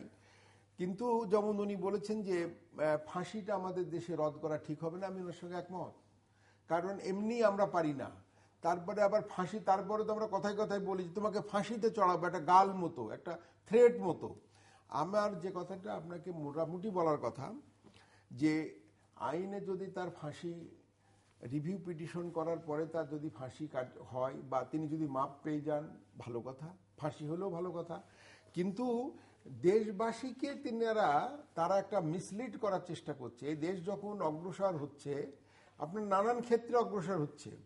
শিক্ষার মান নিয়ে আপনি যত কথাই বলুন, আপনার শিক্ষার হার প্রচুর পরিমাণে বেড়ে গেছে, বৈদেশিক মুদ্রা বেড়ে গেছে, ব্যবসা বাণিজ্য বেড়ে গেছে, মানুষের মান উন্নয়ন বেড়ে গেছে। এই যে আমরা এত মিডিয়া পাচ্ছি, আপনাদের সঙ্গে এত কথা বলছি, সমস্ত কিছু বেড়ে গেছে। এই সময়তে এই দেশের একটা বদনাম করার জন্য, মানুষের মধ্যে একটা প্রশ্ন জাগিয়ে দেওয়ার জন্য সাকা চৌধুরী এবং তার পরিবারের এবং তার যে আত্মীয় স্বজন বা তাদের লোকজনের, তাদের বন্ধু বান্ধবের যে কর্মটা, সেটা হচ্ছে একটা বিশ্বাস ভঙ্গ করে দেওয়ার জন্য, মানুষের মধ্যে একটা প্রশ্ন জাগিয়ে দেওয়া যে বিচারটা ঠিক হলো না, তাদের প্রতি অন্যায় করা হলো। আমার কথা হচ্ছে যে বঙ্গবন্ধুর কন্যার আমলে যেখানে আমরা বলছি যে স্বাধীন বিচার ব্যবস্থা, সেখানে কেউ অন্যায়ভাবে ক্ষতিগ্রস্ত হবে, এটা আমি এটা মেনে নিতে পারি না। বিচারের ব্যাপারটি যদি মানন ভাই বলেন, আমি বলি জিল্লুর ভাই একটা শুধু আপনার পরিপূরক করে, যেটা আমার মধ্যেও আপনি তখন বলেছিলেন, তাহলে হয় কি পয়েন্ট হারিয়ে যায়, নিশ্চয়ই আপনি অ্যাপ্রিসিয়েট করবেন। বিচারের প্রক্রিয়াটা যদি উনি বলেন যে এটার কারণে বিচার সম্পর্কে মানুষের নেগেটিভ হবে, সেটা কিন্তু হওয়ার কথা না। কারণ বিচারিক প্রভিশনটাই তাই। আপনি সাবঅর্ডিনেট কোর্টের একটা ভুল ধরে সেটাকে আপনি সংক্ষুব্ধ হয়ে ইমিডিয়েট হায়ার জুডিশিয়ারিতে যান, সেটাতে সংক্ষুব্ধ হয়ে আপনি হাইকোর্টে আসেন, হাইকোর্টের আদেশে সংক্ষুব্ধ হয়ে আপনি অ্যাপিলেট ডিভিশনে আসেন, অ্যাপিলেট ডিভিশনের নিজস্ব আদেশটাকে আপনি আবার বিবেচনার জন্য বলেন যে আপনি এটা বিবেচনা করেন। সুতরাং কোন বিবেচনায় আনলে যে কখন কোন জিনিসটির কারণে কেউ যদি ছাড়া পায়, এতে যে সমালোচনার জন্ম হবে, অথবা আমি এটা করলে আমি ওটাতে স্ট্রিক্ট থাকবো, বিচারের কনসেপ্টটা কিন্তু সেটা নয়। আমরা আপনার এই পর্যন্ত থেকে শেষের আপনি দিকে একটা আমরা একটা কথা শর্ট করে বলেছেন, আনতে হবে। ইনহেরেন্টের এই কথাটা শুধু সাকার ব্যাপারে কেন আসছে? আপনারা যারা লয়ার আছেন তারা তো সবসময়ের জন্য ইনহেরেন্ট বলতে পারতেন, ইনহেরেন্ট তো আর কারোর জন্য বলেননি, কিন্তু এই সাকার জন্য শুধু ইনহেরেন্ট কথা আসলো। এবং এই কারণেই আর কারোর জন্য আপনার আমি তো কোর্টে যাই না, আমি জানি না, আপনি বলুন তো যে কোনো এই পর্যন্ত যতক্ষণ যেদিন পর্যন্ত বাংলাদেশ হয়েছে এবং এই পর্যন্ত সুপ্রিম কোর্ট আমাদের হয়েছে, কারুর জন্য এই আপনার রিভিউ পিটিশনের সময় ছাপাই সাক্ষীর জন্য কোনো দরখাস্ত কখনো এসেছে? আচ্ছা, সেটা হয়তো কারণটা এটা হতে পারে জিল্লুর ভাই, যেই নামগুলো আমার শ্রদ্ধেয় মান্নান ভাই বললেন, সেই নামগুলো সহ আমাদের একজন সিটিং জাস্টিস সহ যারা বাদ পড়েছে, কেন তাদেরকে সাক্ষী নেওয়া হয়নি বা কেন তাদের সাক্ষী নেওয়া সম্ভব হয়নি, সেটা সেই বিবেচনায় আমি যদি না যাই, যদি সেটাকে কনসিডারেশনে রেখে মনে করা হতে পারে, দ্যাট ইজ ডিফারেন্ট। আরেকটি কথা, উনি বলছেন যে এটা হলে হবেন, তাহলে ধরেন উনারই কলিগ অ্যাডভোকেট নুরুল ইসলাম লক্ষ্মীপুরের, যাকে হত্যার পরে সেই সাজা যখন হলো একজনের, সেই সাজা যে ফাঁসি হলো, তাকে মহামান্য রাষ্ট্রপতিকে নথি প্রস্তুত করে দেওয়া হলো যে তাকে ক্ষমা করে দেওয়ার জন্য। এখন মহামান্য রাষ্ট্রপতি তাকে ক্ষমা করলেন, কিন্তু সেই যে সংক্ষুব্ধ পরিবারটি, অ্যাডভোকেট নুরুল ইসলামের পরিবার বিচারটা কোথায় পেল? আজকে ভাই বলছেন যে সালাউদ্দিন কাদের চৌধুরীকে বা XYZ কে যদি করা হয় তাহলে মানুষের মনে কষ্ট যাবে। আমি তা বলছি না, না, কিন্তু আমার কথা হচ্ছে ভাই, যদি অ্যাডভোকেট নুরুল ইসলামের হত্যাকারী সর্বোচ্চ আইনে মৃত্যুদণ্ড পাওয়ার পরেও রাষ্ট্র কর্তৃক পার পেয়ে যায়, তাহলে এই দায় কাদের? তাহলে আপনি রাষ্ট্রপতিকে ক্ষমতা দিয়েছেন কেন? সালাউদ্দিন কাদের চৌধুরীকে রাষ্ট্রপতি ক্ষমা করে দিক, তাহলে তো কেউ কিছু বলবে না। আপনি মনে করেন যে রাষ্ট্রপতি ক্ষমা করে দিলে কেউ কিছু বলবে না? না, কেউ কিছু বলবে না। কেন বলবে? রাষ্ট্রপতিকে আপনি তো এই ক্ষমতা দিয়ে রেখেছেন, রাষ্ট্রপতিকে আপনি ক্ষমতা উইথড্র করে নেন, রাষ্ট্রপতিকে তো আপনি ক্ষমতা দিয়ে রেখেছেন, রাষ্ট্রপতি ক্ষমা করে দিতে পারেন। দিলে আপনি বললে তো কোনো লাভ হবে না। আর সেই জায়গায় গেলে আমাদেরকে জিল্লুর ভাই অনেকগুলো কথা বলতে হয়। আপনি যেটা বলছেন আমি শেষ করি, আমি একদম শেষের দিকে, আপনি 30 সেকেন্ডসে শেষ করেন, আমি আবার আসবো আপনার কাছে। আমি টোনার কথা শুনে শেষের দিকে। এখন সালাউদ্দিন কাদের চৌধুরীকে নিয়েই আমাদের যত কথা, এবং এটা বিষয়টা হচ্ছে কি যে আমরা মনের থেকে কেউ কিছু বলছি না, কিন্তু আমরা সবাই বুদ্ধিবৃত্তির দিয়ে কথা বলছি। কিন্তু সালাউদ্দিন চৌধুরী এই দেশকে আনস্টেবল করার জন্য বলছে, কত মানুষকে যে মেরে ফেলেছে সালাউদ্দিন কাদের চৌধুরী, সেই কথাটা কিন্তু আমরা সব ভুলে গেলাম বেমূল। আমি কিন্তু ভুলিনি, কারণ বয়স আমার অনেক হয়েছে। আমার কিন্তু উনি বেঁচে থাকলেও আমার কোনো লাভ হবে না, মরে গেলেও আমার কোনো ক্ষতি হবে না। আমার কথা হলো যে এই দেশটা সুন্দরভাবে চলুক, আইনের শাসনটা চলুক। আর যদি সুপ্রিম কোর্টের পরে রিভিউ পিটিশনের পরে, এবং দেখুন যে সমস্ত এই যে আপনি বলছেন যে কথাটা, আমার এই কথাটা বলে নিতে হবে যে এদের সবারই নামে কিন্তু ছাপাই সাক্ষীর জন্য আপনি একটু দয়া করে রেকর্ড দেখবেন, বা এখন যদি ইন্টারনেট খোলেন আপনি দেখবেন সবারই কথা কিন্তু কোর্টে বলা হয়েছিল, এবং কোর্ট তাদেরকে রিজেক্ট করেছে, তাদের সাক্ষী গ্রহণ করেনি কোর্ট। তাদের সাক্ষীর যে নিয়মে আসবার কথা ছিল, সাক্ষীকে আনবার জন্য বিদেশি একজন সাক্ষীকে আনতে গেলে তাদের দেশের দূতাবাস ইত্যাদি হয়ে করার কথা ছিল, সেগুলো কিন্তু আসেনি। সেজন্য সেটাকে করেছে কোর্ট। কিন্তু ডক্টর শাহজাহান কনক্লুড করবেন 2 মিনিটে কনক্লুড করছি আমি। সেটি হচ্ছে, আমি মান্নান ভাইয়ের ওই থেকে শুরু করি। উনি একটা জায়গায় এখানে এসেই অনেকক্ষণ পরে উনি গণতন্ত্র, সুশাসন, আইনের শাসনের কথার মধ্যে টানলেন। গণতন্ত্র, সুশাসন, মানবাধিকার, আইনের শাসন, রাজনৈতিক স্থিতিশীলতা, এই প্রত্যেকটি কনসেপ্ট কিন্তু একটা আরেকটার সাথে জড়িত। আপনি এটাকে বিচ্ছিন্নভাবে কখনো দেখতে পাবেন না। আপনি যদি রাজনৈতিক স্থিতিশীলতা না থাকে তাহলে কিন্তু সেখানে গণতন্ত্র বাধাগ্রস্ত হবে। গণতন্ত্র যখন বাধাগ্রস্ত হবে তখনই রাজনৈতিক অস্থিতিশীলতা হবে, তখনই আইনের শাসন ঠিকমতো এনশিওর হবে না, আইনের শাসন ঠিকমতো রুল অফ ল থাকবে না। প্রত্যেকটা একটা আরেকটার সাথে এত সূক্ষ্মভাবে, অঙ্গাঙ্গিভাবে জড়িত যে আপনি এটার একটাকে বাদ দিয়ে আরেকটাকে কখনো বিবেচনা আনতে পারবেন না। আপনি দেখেন, আপনি বললেন যে ওই বিচারের এই করলে মহামান্য রাষ্ট্রপতি যদি ক্ষমা করে দেয়, সেই জায়গায় যদি আমি আসি, যে যদি মহামান্য রাষ্ট্রপতিকে ইনহারেন্ট পাওয়ার দেওয়ার কারণে আজকে লক্ষ্মীপুরের নুরুল ইসলামের খুনি এবং অজপাড়াগাঁয়ে আরো একজনের খুনি, অথবা বিএনপির সাথে রিলেটেড আরো একজনের খুন, যদি দুটো একই পাল্লায় চলে, তাহলে কিন্তু মানুষের কোনো প্রশ্ন আসে না। মানুষের প্রশ্ন আসে যেই বিষয়গুলো মানুষের মনে প্রশ্ন তৈরি করে, যে মানুষগুলো, আমি মহামান্য রাষ্ট্রপতি বিতর্কিত কিছু করেছে আমি সেই জায়গায় বলবো না, আমি বলবো সাধারণ মানুষ যেটাকে মনে করে যে তাদের কাছে দৃষ্টিকটু মনে হয়েছে। এখন আপনি সাধারণ মানুষের দৃষ্টিকোণটা আপনার কাছে মনে হতে পারে, লক্ষ্মীপুরের অনেক লোকের কাছে মনে নাও হতে পারে। এটা আপেক্ষিক। আমরা একটা লক্ষ্মীপুর দিয়ে আমরা এক্সাম্পল দিচ্ছি, এইরকম অনেক ঘটনা আছে। আপনি ধরেন যে এই যে রাজনৈতিক বিবেচনায় মামলা উত্তোলন করা, সেটি কি আপনি মনে করেন যে একইভাবে হয়েছে? সেটি একই বিবেচনায় হয়েছে? অন্যদিকে গেলে এই নিয়ে আমাদের সময় দিতে হবে। না, ঠিক আছে, আপনি আপনার সময়ের মধ্যে আপনার বিষয়গুলোরই আমি উত্তরের ক্ষেত্রে যদি বলি, তাহলে রাজনৈতিক বিবেচনায় অথবা দৃষ্টিভঙ্গিগত ব্যাপার। আপনি সালাউদ্দিন কাদের চৌধুরী বা মুজাহিদ থেকে দূরে যাচ্ছেন কেন? আপনি যুদ্ধ অপরাধীদের বিচারে থাকতে চান। আমরা সালাউদ্দিন কাদের চৌধুরী বা মুজাহিদদের জন্য আজকে যে সমসাময়িক কারেন্ট যে উনি বিভিন্ন বিষয়গুলো করেছেন, ওনার প্রশ্নটা কিন্তু শুধুমাত্র সালাউদ্দিন আর মুজাহিদের মধ্যে সীমাবদ্ধ ছিল না। উনি অনেকগুলো বিষয় বলেছেন। উনি দুজন বিদেশি হত্যার কথা বলেছেন, উনি হোসনি দালানের কথা বলেছেন, দেশের অস্থিতিশীল কথা বলেছেন, অনেকগুলো বিষয় বলেছেন। কিন্তু আমরা মূলত এই বিষয়টাতে বেশি রয়েছে। আমরা হয়তো আপনি এই কারণে সালাউদ্দিন কাদের চৌধুরীর প্রসঙ্গে থাকাতেই সেটার জবাবেরটাও আবার সেভাবে আমাদের উঠে এসছে। আমার কথা হচ্ছে বিচারিক প্রক্রিয়া, সেটা সালাউদ্দিন কাদের চৌধুরী হোক, XYZ যেই হোক, প্রত্যেকটা প্রক্রিয়া যেন স্বচ্ছ এবং সুন্দর এবং সারা দেশের মানুষের কাছে, ইন্টারন্যাশনাল কমিউনিটির কাছে যেন কখনো প্রশ্নবিদ্ধ না হয়, সেই আশাটা সবাই করতেই পারে, এটাই খুব স্বাভাবিক। কিন্তু আজকে সালাউদ্দিন কাদের চৌধুরী বা অন্য কারোর বিচারের জন্য দেশকে অস্থিতিশীল করা হবে, সেটা আমরা কেউই এটাকে কখনো সহ্য করব না। আমাদের কাছেও এটা কখনো। ধন্যবাদ আপনাকে। সংক্ষেপে, যে আমরা কারুর ন্যায় বিচার প্রতিষ্ঠা করলে তার লোকেরা দেশকে অস্থিতিশীল করবে, এটা উনি, আমি, আমরা কেউই, এই দেশের মানুষ কেউ মেনে নিতে পারে না। আমাদের কথা হচ্ছে আইনের শাসন আইনের গতিতে চলুক এবং দেশ যেভাবে চালিত হোক, এবং ওই যে বড় ভাইরা দিয়ে ন্যায় বিচার পাক, বড় ভাইরা কিছু লোককে কিছু ওষুধ খাইয়ে, মানে ফেন্সিডিল জাতীয় কিছু খাইয়ে, তবে সব বড় ভাইরাই যেন আইনের আওতায় আসে। তো আমি তো বড় ভাই বলছি, আমি তো সব আর কম বলিনি। আপনার সঙ্গে এখানেই আমার প্রবলেমটা হচ্ছে। না, আমি বড় ভাই বলেছি। আমি আপনাকে সাপ্লিমেন্ট করছি, সাপ্লিমেন্ট করছি এই সেন্সে যে সমস্ত বড় ভাইরাই যেন উঠে আসে। মানুষ বললে কিন্তু সাদা মানুষও বুঝায়, কালো মানুষও বুঝায়, সেখানে আর কালো মানুষ বলার দরকার হয় না। আমরা দুইজন শিশুর নিগৃহীত হওয়ার কথা বললাম, একজন শিশু নিগৃহীত হওয়া নাই, কিন্তু মান্নান ভাই কিছু বলতে পারলেন না। সুন্দরগঞ্জের আপনি সাদাত হোসেন, ডক্টর শাহজাহান আপনি বলেছেন, দর্শকরা শুনেছে, উনি আপনি তো নিজেই বলে দিলেন যে প্রধানমন্ত্রীর নির্দেশে গাইবান্ধার শিশুকে তাকে করা হয়েছে এবং এমপিকে অ্যারেস্ট করা হয়েছে। এরপরে আমি আর কি বলতে পারি এখানে? আপনি তো প্রধানমন্ত্রীর কথা বললেন, শেষ করতে হবে, 30 সেকেন্ড প্লিজ। বলছি যে সব বড় ভাই আর বড় ভাই বলি কিছু নাই। বড় ভাই সে যে বড় ভাই হোক, সাদা হোক, কালো হোক, ফর্সা হোক, এটার কোনো ব্যাপার না।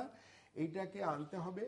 এবং একটি জিনিস, যেই দেশের মুক্তিযোদ্ধারা এখনো সচেতন হয়ে বসে আছে, মুক্তিযুদ্ধ সব বিলুপ্ত হয়ে যায়নি, এবং মুক্তিযুদ্ধের বংশধররাও আছে যারা এই মুক্তিযুদ্ধকে ধারণ করছে, লালন করছে, এবং এই মুক্তিযুদ্ধকে বহন করে যারা এই দেশকে ভবিষ্যতের দিকে, উন্নতির দিকে, অগ্রসর দিকে, আলোর দিকে দেশকে নিয়ে যাবে, সেই সব মানুষের দিকে তাকিয়ে আমি মনে করি আইনের শাসন হবে। মানুষ নিশ্চয়ই এই দেশে সুখে শান্তিতে থাকতে পারবে। অনুষ্ঠানের শেষ প্রান্তে আমি এদেশের প্রতিটি মানুষের দিকে তাকিয়ে প্রত্যেকটি মানুষ চিন্তায় চেতনায় তাদের তৃতীয় মাত্রা সম্পর্কে আপনারা লিখতে পারেন ডাকে, ইমেইলে, SMS এর মাধ্যমে, ইন্টারনেটে আমাদের অফিসিয়াল ওয়েবসাইট অথবা সোশ্যাল মিডিয়াতে যেসব পেজ রয়েছে সেই সব পেজে আপনারা আপনাদের মতামত রাখতে পারেন। আর আপনাদের মতামতে আমাদের অনুষ্ঠান তৃতীয় মাত্রা আপনি দেখতে পাবেন প্রতি বৃহস্পতিবার এবং শুক্রবার বাংলাদেশ সময় রাত 2টো এবং বুধবার সাড়ে 11টা, শুক্রবার দুপুর 1:05 বুধবার আমন্ত্রণ রইল।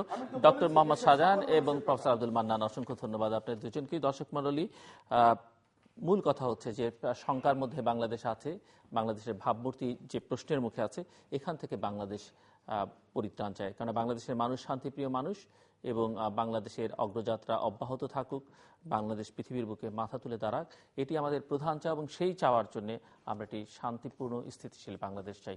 কোনো কিছুর বিনিময়ে, কারো বিনিময়ে, কোনো গোষ্ঠীর বিনিময়ে, কোনো রাজনৈতিক শক্তির বিনিময়ে, কারো বিশেষ সুবিধার জন্য, সেটি ক্ষমতায় যাওয়ার, ক্ষমতায় থাকার, কোনো কিছুর জন্য আমরা এই স্থিতিশীলতা বিনষ্ট হোক, এই শান্তিপূর্ণ দেশটি অশান্তিময় উঠুক, এটি চাই না। দর্শক, আমাদের সঙ্গে থাকবার জন্য অসংখ্য ধন্যবাদ। আপনাদের সবার জন্য শুভকামনা।